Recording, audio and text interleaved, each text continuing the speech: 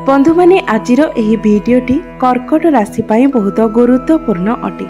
आजिर एही भिडियो रे आमे माने जानिबा कर्कट राशि व्यक्ति विशेष मानक पई किपरि रहिबो एही अक्टोबर 2024। कर्कट राशि मासिक राशिफल उपरे आलोचना करिबा। कर्कट राशि पई किपरि रहिबो एही अक्टोबर मासटी।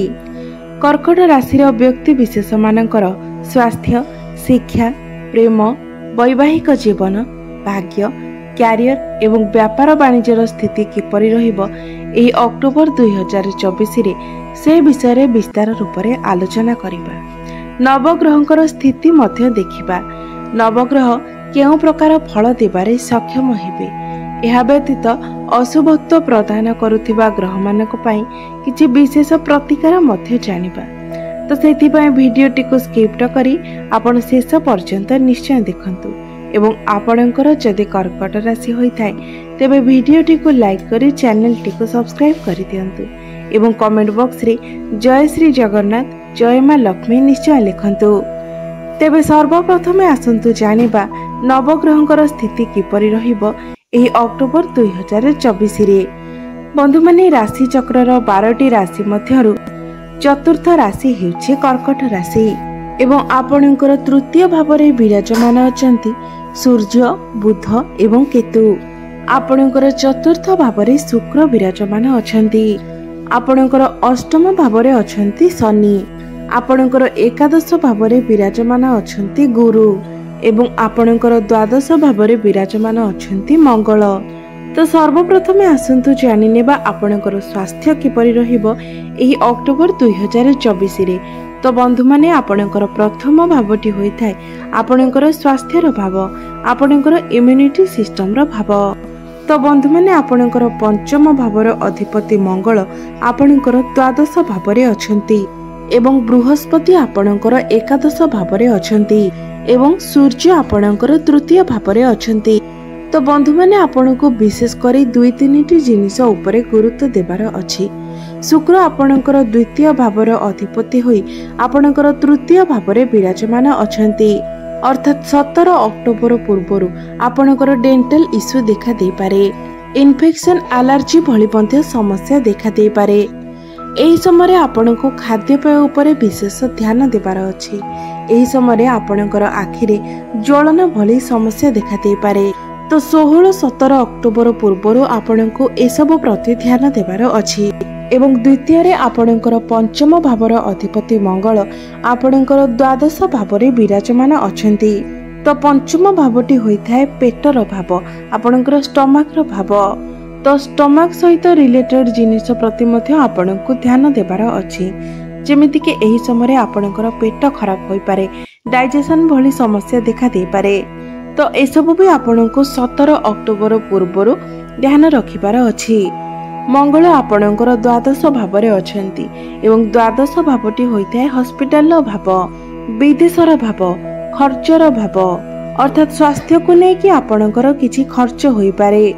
मात्र 17-18 अक्टोबर परे आपणकर स्वास्थ्य को नै कि कोनोसी चिंता रहइबो नाही। 17-18 अक्टोबर परे स्वास्थ्य जनित समस्त समस्या आपणकर दूरे जीवो, स्वास्थ्य रे सुधार आसीबो। केवल 17-18 अक्टोबर पूर्वरु आपनको एही सब कथा प्रति ध्यान रखिबार अछि। एबे आसंतु जानिबा आपणकर शिक्षा क्षेत्र किपरि रहिबो एही अक्टोबर 2024। विद्यार्थी मानक पई किपरि रहिबो एही अक्टोबर मास। तो बंधु माने पंचम भावटी होइथाय आपणकर शिक्षा क्षेत्रर भाव एवं आपणकर पंचम भावर अधिपति हेउछंती मंगल, जे कि आपणकर द्वादश भावरे विराजमान अछंती एवं शनिकर दृष्टि आपणकर पंचम भाव उपरि रहुछि। अर्थात एही समय आपण टिके जिद्दी स्वभाव रे रहिबे। अर्थात पाठ पढिबे तो मो निज इच्छा रे पढिबे, मो निज हिसाब रे पढिबे। जदि मते केही किछि करिबा पई कहे, पढिबा पई कहे तो ताहा मो बिल्कुल भी करिबि नाही। बंधु माने मंगलंकर द्वादश भाव रे अवस्थिति एते भलो बोली माना जाय न थाए, कारण द्वादश भावटी को ही कुंडली रे भलो बोली विचार करा जाय न थाए। एवं आपणकर पंचम भावर अधिपति जेहेतु द्वादश भावरे अछंती, तो एही समय आपणकर माइंड डाइवर्ट रहिबो, आपण अन्य मनस्क रहिबे, आपणक मध्यरे एकाग्रता रहिबो नाही। अर्थात आपणकर पाठ पढ़ारे मन लगिब नाही, आपण अधिक भाविबाकू लागिबे। आपण स्वप्न तो बहुत बड़ बड़ देखिबे, मात्र स्वप्न को पूर्ण करबा पई कोनोसी भी कार्य करिवे नाही। तो एसबू आपणको 20 अक्टोबर प्रति ध्यान रखिबार अछि। 20 अक्टोबर परे जदि आपणकर कोनोसी एग्जाम रहिछि तो सेथिरे आपणको शुभ फल मिलिबो। 20 अक्टोबर पूर्वरु जदि कोनोसी एग्जाम अछि तो सेथिरे आपणको सेतिटा शुभ फल मिलिबो नाही। एबे आसंतु जानिबा आपणकर प्रेम जीवन किपरि रहिबो एही अक्टोबर 2024 रे। तो बंधु माने पंचम भावटी शिक्षार भाव हेबा सहित पंचम भावटी मध्य होइथाय आपणकर प्रेम जीवनर भाव, संतानर भाव एवं पंचम भावर अधिपति हेउछन्ति मंगल, जे कि आपणकर द्वादश भावरे विराजमान अछन्ति। 13 अक्टोबर को शुक्र आपणकर पंचम भाव को आसीबे। तो 13 अक्टोबर परे आपणकर पार्टनर जदि किछि भूल करिसेंति किबा करूछन्ति तो से निजर भूल को एक्सेप्ट करिवे। मंगल मध्य आपणकर केंद्र को आसी जिवे। तो 20 अक्टोबर परे आपणकर प्रेम जीवन बहुत भल रहिबो। मात्र 20 अक्टोबर पूर्वरु आपण ध्यान रखिबे जे बहुत छोट कथा भी आपणकर बहुत बड़ होई पारे। बिना किछि कारण रे ही आपणक मध्य रे समस्या सृष्टि हेबो। गोटे छोट कथा को नै कि बहुत बड़ इश्यू हबो, कारण शनिकर दृष्टि मध्य आपणकर पंचम भावरे रहुतिबा हेतु आपण दुई जनक मध्यरु कोनोसी जणे बहुत जिद्दी स्वभावर होई पारंती। तो एसबु को आपण को एडजस्ट करिवार अछि, नचेत आपणकर प्रेम जीवन रे समस्या बढ़ी जाई पारे। मात्र गुरुंकर दृष्टि मध्य आपणकर पंचम भावरे रहुतिबा हेतु जेते समस्या आसिले मध्य आपणक मध्यरे फीलिंग्स भल रहिबो। एबे आसंतु जानिबा आपणकर वैवाहिक जीवन किपरि रहिबो एही अक्टोबर 2024 रे। तो बंधु माने कुंडलीर सप्तम भावटी होइथाय आपणकर वैवाहिक जीवनर भाव, आपणक जीवन साथीर भाव एवं आपणकर सप्तम भावर अधिपति हेउछन्ति शनि, जे कि आपणकर अष्टम भावरे विराजमान अछन्ति एवं वर्तमान आपणकर राशि रे शनि अढ़ेई मध्य चलीछि। एहा सहित शनि एही समय बक्री अवस्था रे मध्य अछन्ति। तो बंधु माने एही समय एपरि किछि हेबो जे आपणक मध्यरे सब ठीक ठाक थिबो, सब भल थिबो, मात्र हठात आपणक भितरे झगड़ा सृष्टि होई जिवो। आपणक लाइफ पार्टनर को भितरे आपण फ्रस्ट्रेशन, इरिटेशन देखिबा को पाइबे। छोट छोट कथा को नै कि आपणकर पार्टनर आपणक मध्यरे भूल बाहर करिवे, कमी बाहर करिवे। तो आपणकर वैवाहिक जीवन एही अक्टोबर मासरे 60% भल रहुछि एवं जो 40% आपणकर समस्या रहुछि सेति प्रति आपणको टिके ध्यान देबार अछि। तेबे वर्तमान आसंतु जानिबा सबुठारु महत्वपूर्ण विषय आपणकर भाग्य, क्यारियर एवं व्यापार वाणिज्यर स्थिति किपरि रहिबो एही अक्टोबर 2024 रे। तो बंधु माने कुंडलीर नवम भावटी होइथाय आपणकर भाग्यर भाव एवं दशम भावटी होइथाय आपणकर क्यारियर भाव, आपणक कार्य क्षेत्रर भाव एवं आपणकर नवम भावर अधिपति हेउछन्ति देवगुरु बृहस्पति, जे कि आपणकर एकादश भावरे विराजमान अछन्ति एवं आपणकर नवम भावरे विराजमान अछन्ति राहु। तो बंधु माने गुरुंकर स्थिति तो एकादश स्थान रे बहुत भल अछि। गुरु एक लाभ स्थान रे विराजमान अछन्ति, जहा द्वारा आपणकर भाग्य रे लाभ देखा जाउछि। मात्र राहु आपणकर भाग्य स्थान रे विराजमान अछन्ति। तो दुई जन जाक सेमानकर कार्य करूछन्ति। आपणकर भाग्य स्थान रे राहु विराजमान रही आपणकर भाग्य रे समस्या सृष्टि करूछन्ति, बाधा विघ्न सृष्टि करूछन्ति। भाग्य स्थान रे राहुंकर अवस्थिति पितृदोष निर्माण करिथाए। तो राहु आपणकर भाग्य रे समस्या सृष्टि करूछन्ति, मात्र गुरु मध्य एकादश स्थान रे रही तांकर कार्य करूछन्ति। अर्थात आपणकर कार्य रे टिके विलंब हेबो, मात्र कार्य आपणकर निश्चित रूप रे संपूर्ण हेबो। किछिटा समस्या आसीबो, असुविधा आसीबो, मात्र ता परे भी आपणकर कार्य संपूर्ण हेबो, कारण आपणकर भाग्याधिपति देवगुरु बृहस्पति एकादश स्थान रे अर्थात लाभ स्थान रे विराजमान अछन्ति। तो आपण जदि कोनोसी शुभ मांगलिक कार्य करिबा पई चाहुचंती, स्टॉक मार्केट, शेयर मार्केट एवं ट्रेडिंग रे इन्वेस्ट करिबा पई चाहुचंती, तो 20 अक्टोबर परे आपणक पई समय शुभ रहिबो। 20 अक्टोबर पूर्वरु आपण सेपरि किछि बड़ कार्य करंतु नाही।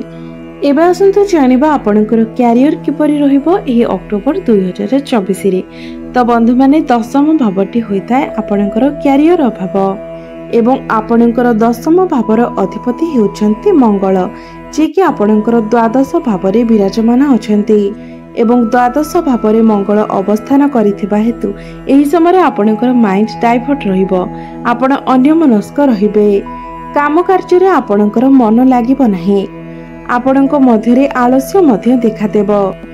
तो एही मासर प्रथम रे एपरि देखाजिबो जे आपणकर काम कार्य रे मन लागिबो नाही, आपण काम कार्य को ठकिबा पई चेष्टा करिवे, आपण अन्यमनस्क रहिबे।